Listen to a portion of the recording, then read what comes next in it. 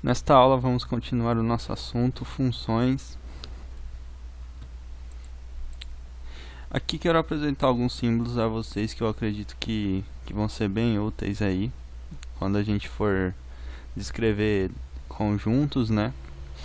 Porque quando a gente fala de domínio e contradomínio, domínio e contradomínio nada mais são do que dois conjuntos. Aqui, ó, o R escrito dessa maneira aqui representa o conjunto dos números reais, o Z, o conjunto dos números inteiros, o N, o conjunto dos números naturais, o Q, o conjunto dos números racionais. Esse Ezinho aqui, que na verdade ele é um epsilon, é uma letra grega, né? Indica que tal elemento pertence a tal conjunto, né? Esse risquinho vertical aqui significa tal que. Aqui alguns símbolos que eu acredito que vocês deveriam já estar familiarizados, porém se não estiverem, esse aqui é o símbolo de menor, esse é o símbolo de maior. Quando a gente coloca um tracinho embaixo do símbolo de maior, ele passa a indicar maior ou igual, e quando a gente coloca um tracinho abaixo do símbolo de menor, ele passa a indicar então menor ou igual. E aqui, no meio desse diagrama, estou indicando aqui as relações que existem entre os conjuntos, né? Primeiro a gente tem o conjunto dos números naturais, que se encontra dentro do conjunto dos números inteiros, que por sua vez está dentro do conjunto dos números racionais, e o conjunto dos números racionais está dentro dos reais, sendo que os elementos que pertencem aos reais e não pertencem aos racionais são os números irracionais. Um exemplo de número irracional é raiz quadrada de 2 ou o próprio π. Quando a gente tem uma função de a em b, o conjunto A é o chamado domínio da função e o conjunto B é chamado contradomínio dessa mesma função. Vou ilustrar aqui para vocês com alguns exemplos. Ó. O exemplo 1. Sendo A o conjunto que possui os elementos 1, 2, 3 e 4, e B o conjunto que possui os elementos 1, 2, 3, 4, 5, 6, 7, a função f de A em B, tal que f de x é igual a x mais 2, tem domínio A e contradomínio B. Então, ó, os elementos que a gente vai estar aplicando na lei de correspondência são os elementos aqui do domínio, e os elementos resultantes, eles então devem estar no contradomínio dessa função. Aqui, se a gente troca o x por 1, a gente vai ter 1 mais 2, que é igual a 3, ó, conforme a gente está indicando aqui por meio da flechinha. Se a gente substitui o x por 2, a gente vai ter f de x igual a 4. Se a gente substitui o x por 3, a gente vai ter f de x igual a 5. E se a gente substituir x por 4, a gente vai ter 4 mais 2. 4 mais 2 é 6. Então, como a gente está indicando aqui. O conjunto de, entre aspas, de partida, a gente dá o nome de domínio. E o conjunto, entre aspas, de chegada, né, onde estão os elementos aos quais a gente vai chegar a partir da aplicação dos valores de A na função, a gente dá o nome então de contradomínio. Aqui temos o exemplo 2, em que A é o conjunto dos inteiros e B também é o conjunto dos inteiros. Então, o domínio é o conjunto dos inteiros e B, o contradomínio, é o conjunto dos números inteiros.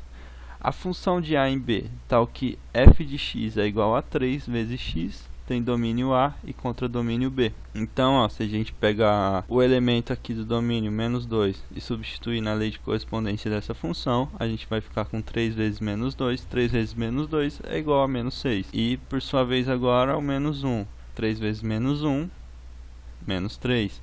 Muito fácil, né? Decorre da definição de função, como vocês haviam visto na aula anterior, que cada elemento x pertencente ao domínio de uma função possui uma única imagem em y, ou seja, possui um único correspondente em y. Como vocês podem ver aqui, ó, só parte uma única flecha dos elementos do domínio da função. Porém, podem existir elementos no contradomínio que não são imagem de nenhum elemento do domínio. Como vocês podem ver aqui, nessa função, por exemplo, os elementos do conjunto B, que vão ser imagem de algum elemento que pertence ao conjunto A, vão ser somente os múltiplos inteiros de 3, né? Ó, por exemplo, 4 não vai ser imagem de nenhum número aqui que está no conjunto A, porque não existe um número inteiro vezes 3 que resulte em 4. Então, os únicos valores do contradomínio que vão ter um correspondente em A são só os múltiplos de 3. Aqui da mesma forma, ó, a gente já pode observar que os elementos 1, 2 e 3, eles não possuem um correspondente em A. Somente possuem correspondente em A aqueles em que chega uma flecha sobre eles, né? Ó.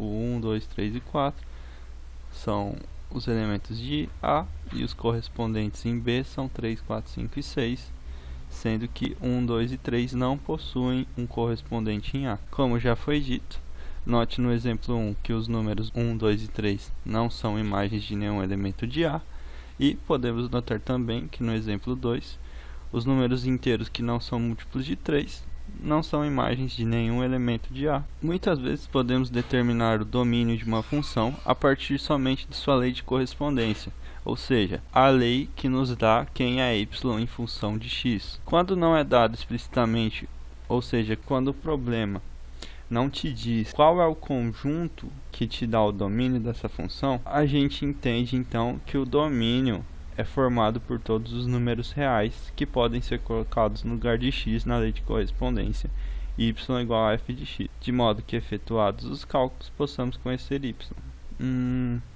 Talvez vocês não tenham entendido muito bem, mas por meio de alguns exemplos eu acredito que irá ficar mais claro. O domínio da função definida pela lei y, sempre lembrando, é um elemento que está no contradomínio da função, igual a 2x, x é o elemento que está no domínio da função, 2x menos 1.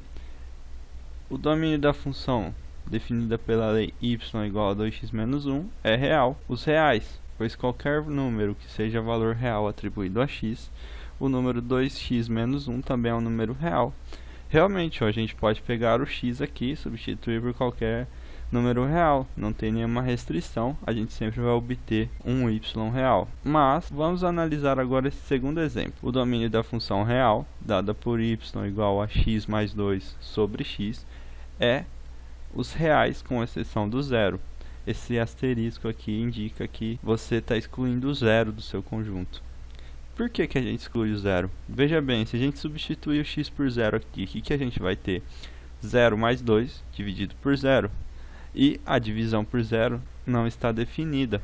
Portanto, o domínio dessa função tem que ser os reais menos o zero, porque se eu aplicar o zero nessa função, eu não vou encontrar nenhum valor real. O domínio da função dada por y igual a raiz quadrada de x mais 1 é igual ao conjunto D, onde cada elemento do conjunto D pertence aos reais, tal que x é maior ou igual a menos 1. Por que tem essa restrição? Veja bem, aqui ele está te dizendo que o domínio dessa função aqui, ó, y igual a raiz quadrada de x mais 1, são todos os reais, contanto que esses números sejam maiores ou igual a menos 1. Pois raiz quadrada de x mais 1 só é real se x mais 1 for maior ou igual a zero. Por que isso?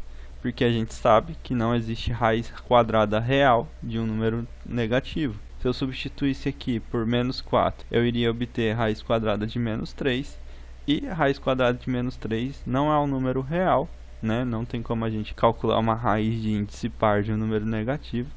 Portanto, essa função aqui apresenta essa restrição, então, de que os valores que podem ser aplicados a ela, ou seja, o seu domínio, são os reais, contanto que esses valores sejam maiores ou igual a menos 1. Agora aqui misturando essas duas últimas funções, onde a gente observou que tinha uma restrição, né, no seu domínio, a função dada por y igual a x mais 2 sobre x mais raiz quadrada de x mais 1 só é definida para x diferente de zero e x maior ou igual a menos 1. Claro, né? Diferente de zero, por quê? Porque, como a gente já viu anteriormente, essa expressão aqui, x mais 2 sobre x, ela não é um número real, né? Quando a gente substitui x por zero, a gente vai ter 2 dividido por zero. A divisão por zero, ela não está definida, né? E x maior ou igual a menos 1, porque, como já falei, a gente não pode ter raiz de índice par de um número negativo, pelo menos não nos conjuntos dos números reais. Então, o seu domínio D, na verdade, é a intersecção desses dois conjuntos. Veja bem, ó, x maior ou igual a menos 1, né? Era a condição para que raiz quadrada de x mais 1 fosse um número real. E x diferente de zero, que é a condição para que x mais 2 sobre x também seja um número real. Além do domínio e contradomínio de uma função, a gente tem o chamado conjunto imagem. O conjunto imagem de f é um subconjunto do contradomínio, ou seja, é um conjunto que está dentro do contradomínio, e ele é dado pelos elementos y, que são imagens de algum x pertencente a A. Então aqui, ó, a gente marcou em vermelho quais são os elementos do conjunto imagem das duas funções que a gente analisou nos exemplos anteriores, ó. A gente só circulou em vermelho os elementos que possuem algum correspondente em A, como aqui no caso do exemplo 1, ó. A gente só circulou em vermelho os elementos que possuem correspondente em A, 3, 4, 5 e 6, e deixou de fora os elementos que não possuem algum correspondente em A. Aqui, da mesma maneira, na função do exemplo 2, ó, o conjunto imagem vai ser quem? Vão ser os múltiplos inteiros de 3, ficando de fora, sim, os números inteiros que não são múltiplos de 3, como por exemplo menos 4, 2, 7 e assim por diante. Então a imagem dessa função vão ser os números inteiros que são múltiplos de 3 e vai ficar de fora, né, vão ficar sem o correspondente em A, os valores que não são múltiplos de 3. Aqui eu dei alguns exercícios para vocês resolverem. Em cada caso, f é uma função de A em B, indique o domínio, o contradomínio C e o conjunto imagem, aqui indicado por IM, das funções dadas no exercício. Muito simples, o domínio, vocês já sabem quem é, o contradomínio também está aqui. Vocês só vão ter que descobrir quem é o conjunto imagem. Como vocês fazem isso? Vocês fazem por aplicação dos valores que pertencem ao domínio na lei de correspondência de cada uma das funções. Aqui, em cada caso, f é uma função de A, aqui ele deu o conjunto A, que é o domínio, e o conjunto imagem, que está aqui, ó, x pertence aos inteiros, tal que menos 5 é menor ou igual a x, e x, por sua vez, é menor ou igual a 5. Ou seja, quem é o conjunto B? É o menos 5, menos 4, menos 3, menos 2, menos 1, 0, 1, 2, 3, 4, 5. Então, o conjunto B é constituído por esses elementos que eu falei, né? Pelos números que são maiores que menos 5 e menores que 5. Então, a gente vai ter que indicar qual é o conjunto imagem de cada uma das funções. Como que a gente faz? Da mesma maneira que no exercício 1, a gente aplica os valores do domínio dessas funções na lei de correspondência dessas funções e obtém o conjunto imagem. O exercício 3 pede a mesma coisa que o exercício 2, porém agora vocês não vão aplicar diretamente nas leis de correspondência de cada função os elementos do domínio, porque o domínio dessas funções vai ser dado da maneira que a gente fez para determinar o domínio dessas funções aqui, ó. A gente vai ter que notar que existem certos valores que não podem ser aplicados nessas funções, pois resultam em operações que não podem ser feitas dentro do conjunto dos números reais. Como por exemplo, nessa função aqui, ó, a gente sabe já que, só olhando aqui, batendo o olho,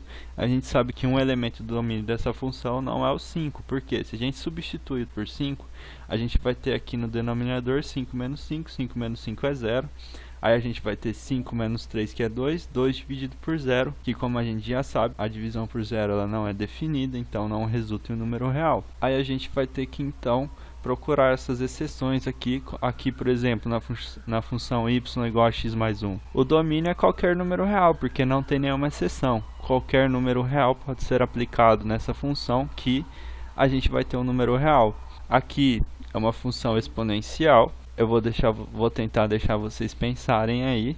Peço que vocês me procurem, caso vocês tenham entendido qual é o conjunto que representa o domínio dessa função, porém não saiba indicá-lo por meio dessa anotação aqui, ó, x pertence aos reais, tal que aqui novamente é um exercício igual ao 3, só que é um pouco mais difícil. Aqui vocês podem ver que tem mais raízes, a maioria das funções tem um denominador, então vocês novamente vão ter que procurar quais são as exceções, ou seja, quais são os valores que não podem ser aplicados nessas funções, de modo que você não obtenha um número real, ou seja, você fique numa operação indefinida nos números reais. E o exercício 5 é um exercício análogo ao exercício 2. Você tem, o domínio é o conjunto do x pertencente aos inteiros, portanto, você só vai ter números inteiros no domínio dessa função. E esse conjunto é definido no intervalo que vai de menos 3 até 3. Então, os elementos desse conjunto vão ser menos 3, menos 2, menos 1, 0, 1, 2 e 3. Ou seja, os valores que são maiores que menos 3 e menores que 3. Porque, ó, menos 3 tem que ser menor ou igual a x. Então, x ele é maior ou igual a menos 3. E x tem que ser menor ou igual a 3. Então, vocês vão aplicar esses valores nas funções dadas aqui e vão encontrar os elementos do conjunto imagem dessa função. Lembrando aqui, ó, que f é uma função de d, em que d é esse conjunto aqui, nos reais. Então, o contradomínio dessa função vai ser o conjunto dos reais.